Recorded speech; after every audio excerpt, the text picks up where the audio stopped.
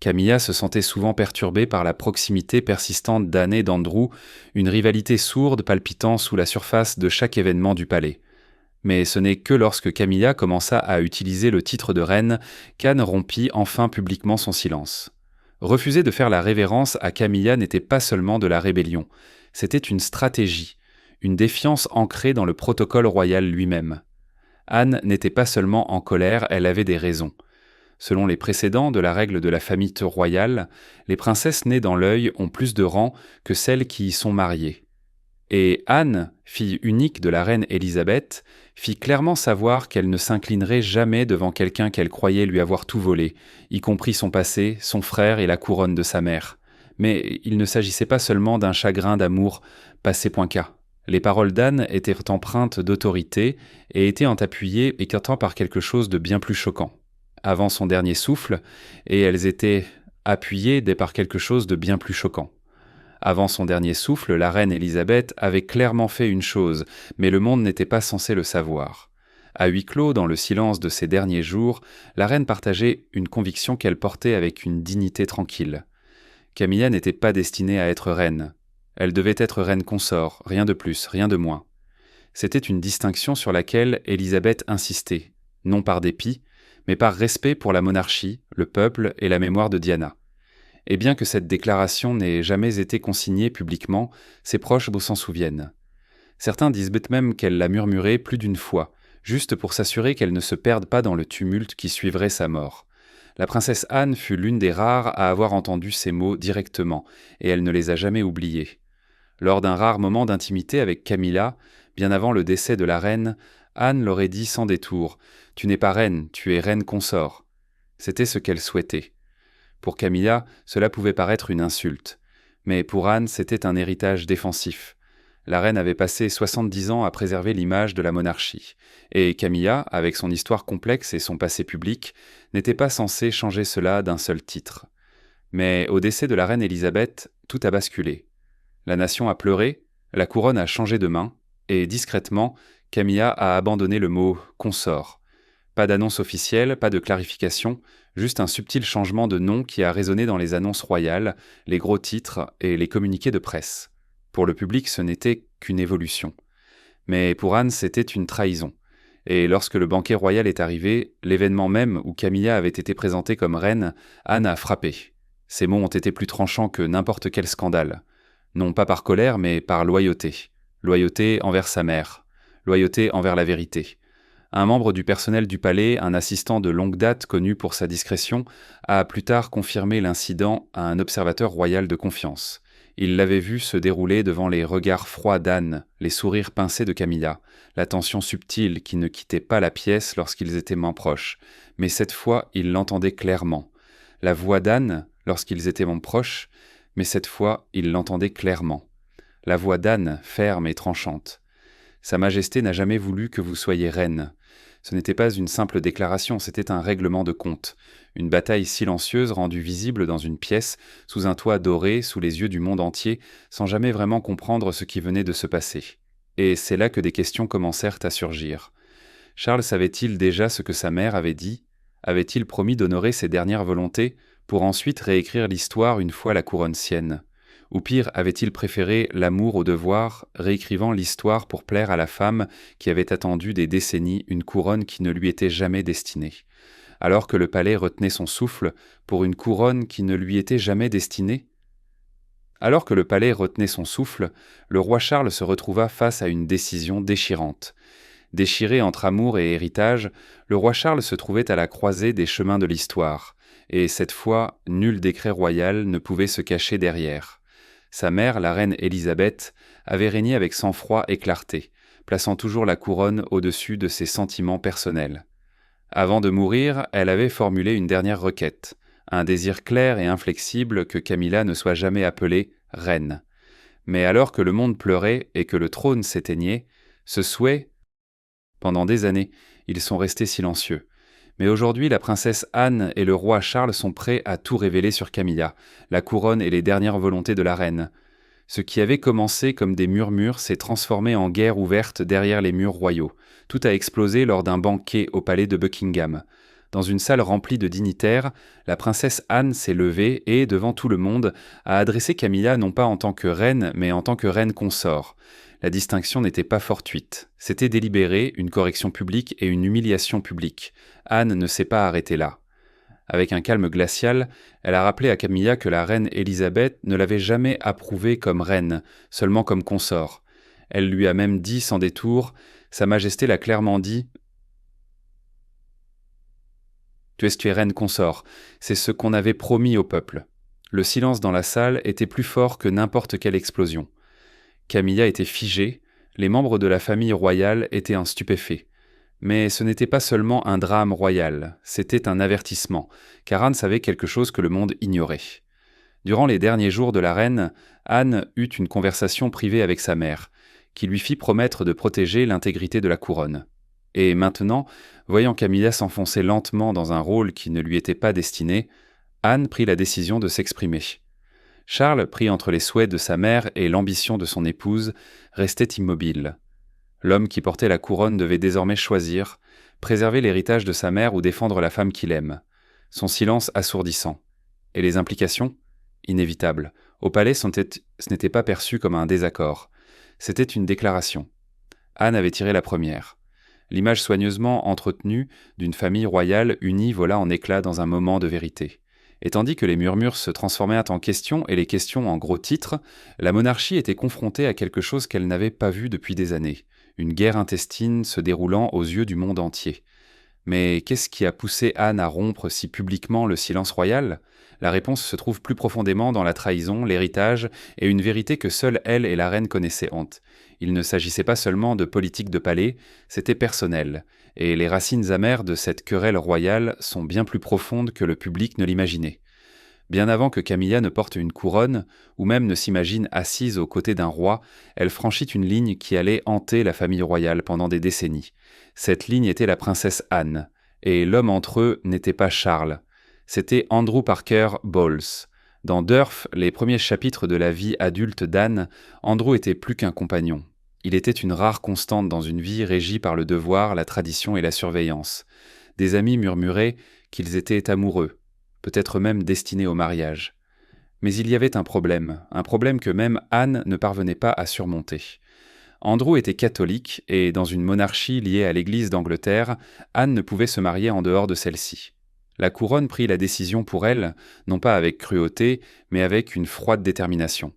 Elle le laissa partir. Elle n'avait pas le choix, mais lâcher prise ne signifiait pas oublier.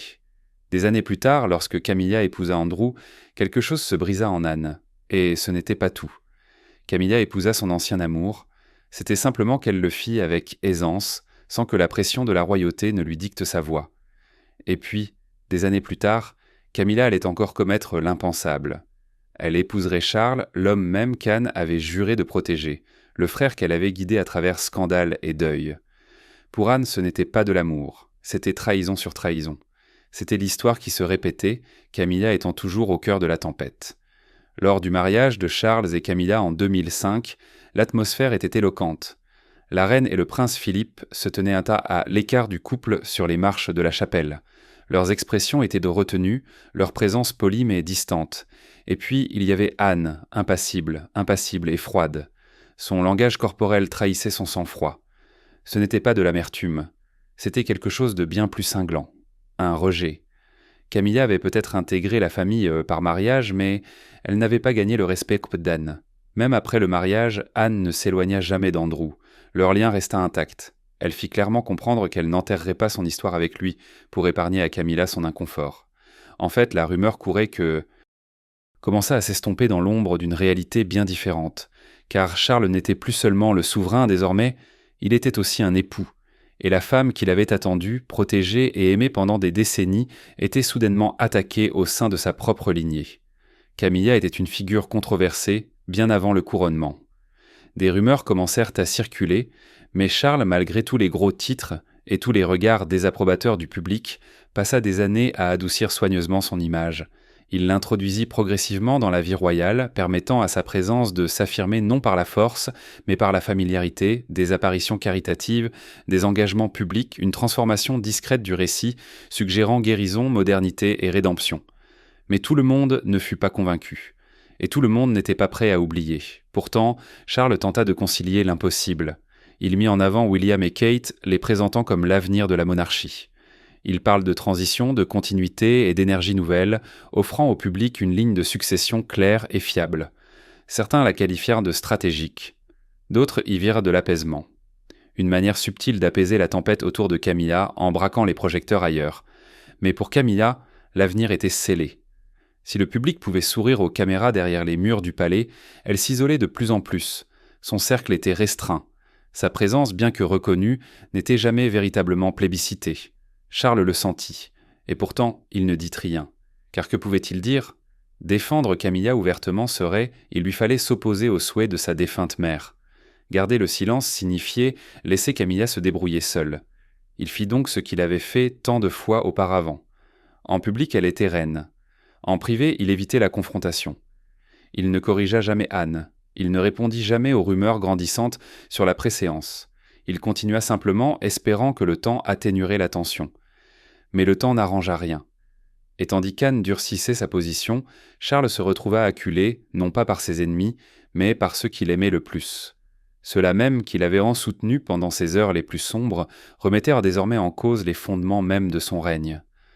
Le défi d'Anne n'était pas une protestation, c'était une déclaration. Une déclaration née non pas de la rébellion, mais du devoir. Et Charles savait, au fond de lui, que le silence n'était plus un bouclier. Mais tandis que Charles hésitait, la princesse Anne agissait avec une précision royale brutale. Pour Camilla, Kate n'était pas seulement la prochaine princesse de Galles, elle était l'ombre vivante de Diana. Un rappel d'une femme que le monde adorait, celle que Camilla ne pourrait jamais véritablement remplacer.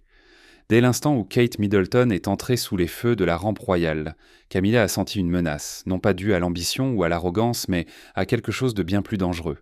Kate n'a pas eu besoin d'essayer de gagner l'affection publique sans effort. Ce n'était pas une erreur, un message, et Kate l'avait compris. Elle avait compris. Mais elle n'avait pas riposté. Au lieu de cela, elle avait choisi la force silencieuse jusqu'à ce qu'un instant change tout.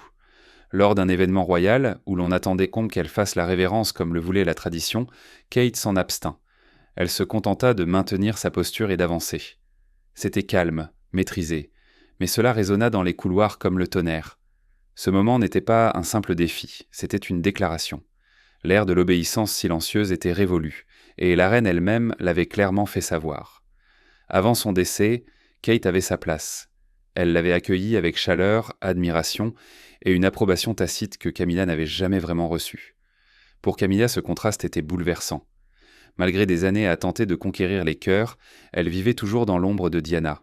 Et maintenant, dans la silhouette EDE de Kate, la couronne n'apaisait pas ses insécurités. Au contraire, elle les aggravait. Même en tant que reine, Camilla se sentait comme une étrangère, observant une nouvelle génération prendre racine.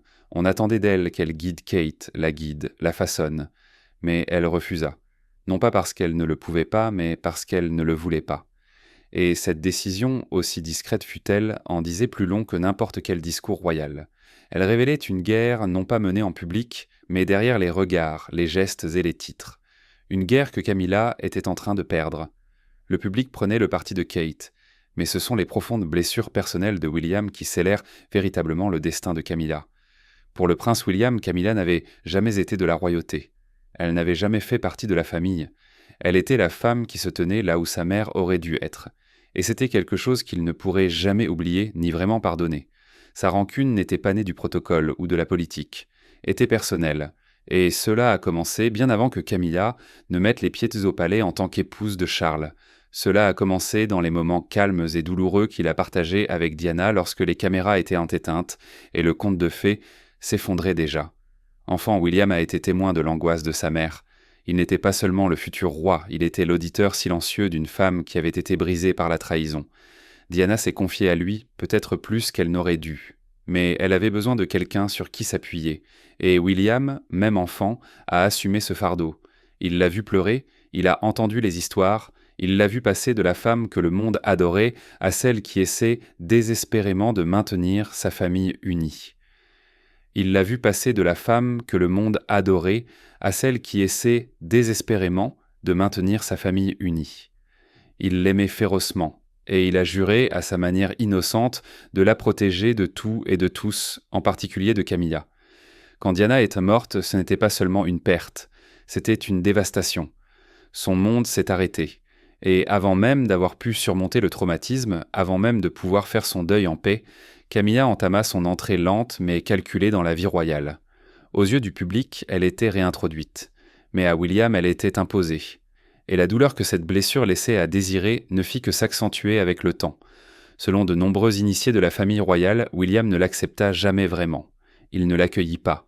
Il la toléra, pour son père, pour l'institution, mais jamais pour lui-même. Camilla le sentit. Dès le début, elle craignit William.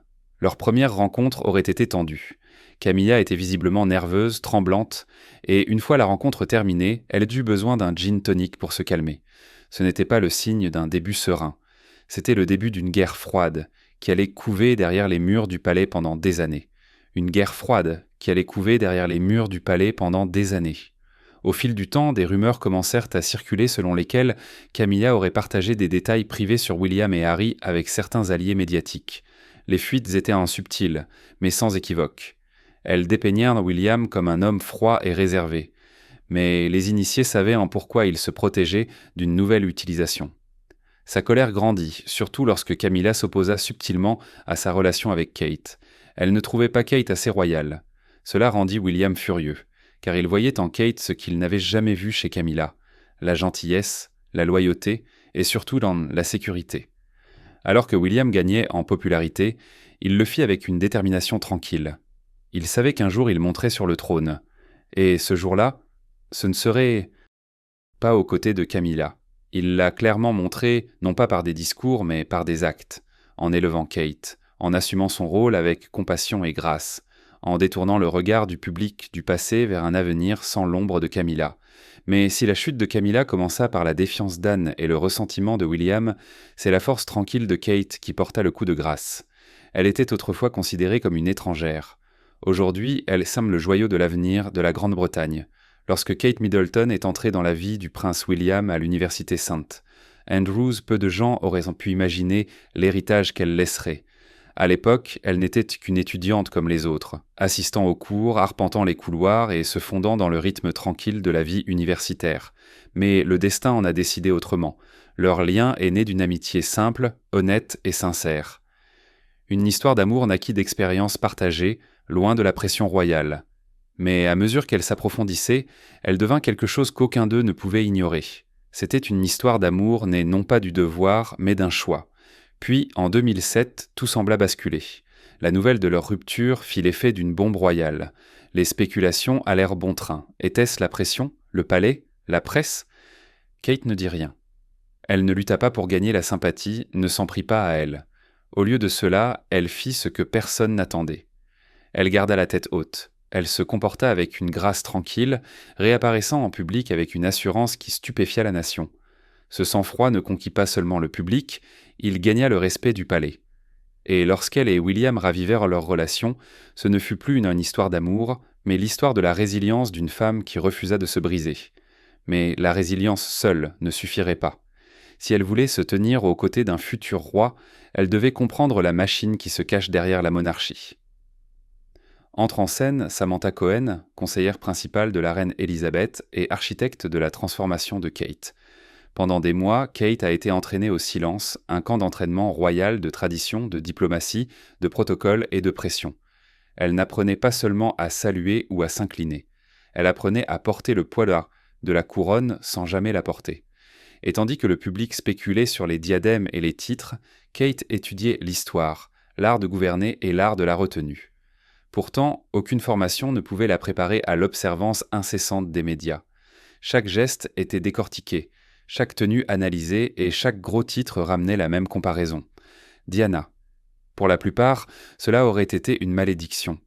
Pour Kate, c'est devenu un moteur. Elle n'a pas cherché à être Diane. Elle l'a honorée par ses actes, sa gentillesse, sa détermination. Elle est passée du statut de soutien discret à celui de force indépendante. Et lorsqu'elle a choisi de défendre la petite enfance, la santé mentale et les services à la jeunesse, elle a fait plus que prêter son nom. Elle s'est montrée présente. Elle a écouté, elle dirigeait. La maternité a ajouté une nouvelle dimension à son identité. Avec la naissance de George, Charlotte et Louis, le public ne voyait plus seulement une princesse. Il voyait une mère conciliant devoirs royaux, histoire du soir et accompagnement scolaire. Cette authenticité la rapprochait du peuple et de la reine. Avec le temps la reine Élisabeth commença à voir non seulement une duchesse, mais une dirigeante, une future monarque, une femme incarnant la grâce sous les feux des projecteurs. Et lorsque Kate portait la bague en saphir de Diana ou les broches de la reine, ce n'était pas par pure mode. C'était un hommage, un rappel discret que l'héritage des femmes fortes était vivant et se poursuivait. Comme il l'a enseigné dans Kate Star Rises et Anne Stands Firm, la monarchie est en pleine mutation et la position de Camilla n'a jamais été aussi instable. Alors que les secrets sont dévoilés, les loyautés mises à l'épreuve et que le fantôme de la reine rôde toujours dans chaque couloir du palais de Buckingham, une question hante désormais la monarchie. Que se passera-t-il ensuite ? Les lignes de bataille ont été tracées non pas dans le sang, mais dans les murmures, la tradition et une défiance silencieuse. Et au cœur de cette tempête royale se dresse Camilla, autrefois la figure la plus controversée de la couronne, aujourd'hui la plus fragile. Malgré son titre de reine, sa présence s'est devenue plus froide, plus silencieuse, visiblement exclue du sanctuaire où se façonne le véritable pouvoir. Il n'y a eu aucune rétrogradation officielle, aucune déclaration officielle du palais. Mais quiconque observe attentivement sait que quelque chose a changé. L'opinion publique, autrefois divisée, a pris sa décision. Leur cœur appartient à William et Kate. L'avenir pour eux n'est pas gris. Il brille de la promesse de jeunesse, de dignité et de clarté émotionnelle que Diana incarnait autrefois. Et Kate porte désormais avec grâce. Partout où ils vont, les gens se rassemblent. Non seulement pour voir la royauté, mais pour voir l'espoir. Une monarchie moderne, adoucie par l'empathie et aiguisée par la responsabilité. À l'inverse, Camilla est devenue un vestige de controverse, un chapitre que beaucoup pensent avoir dû clore avec le dernier souffle de la reine. Derrière les portes du palais, la tension monte. Des murmures suggèrent que Charles, épuisé par des années de contrôle des dégâts, pourrait discrètement se retirer des décisions concernant sa femme. Certains disent qu'il envisage de lui confier des fonctions publiques. D'autres affirment qu'il attend simplement, incertain de la manière d'affronter l'impossible choix entre loyauté personnelle et attente publique. Quoi qu'il en soit, son silence est plus fort que jamais. Et dans ce silence, Anne se tient ferme, vigilante, résolue, inflexible. Elle n'a pas besoin de parler. Son message a déjà été envoyé, et il continue de résonner à travers chaque regard froid et chaque révérence esquivée. L'héritage de Camilla ne tient plus qu'à un fil, s'effilochant de jour en jour. Autrefois farouchement défendue par Charles, elle évolue désormais dans un palais qui n'offre plus la même protection. Même au sein de la monarchie, les alliances évoluent discrètement. Et se profile à l'horizon un moment où Camilla ne peut ignorer l'ascension de Guillaume.N. Que fera-t-il lorsque la couronne lui sera transmise ? Préservera-t-il l'équilibre ou finira-t-il par céder au sentiment qu'il a enfoui pendant des décennies et la dépouiller du titre qu'elle n'était pas censée porter ? Aucun décret royal ne peut prédire la réponse car la monarchie a changé.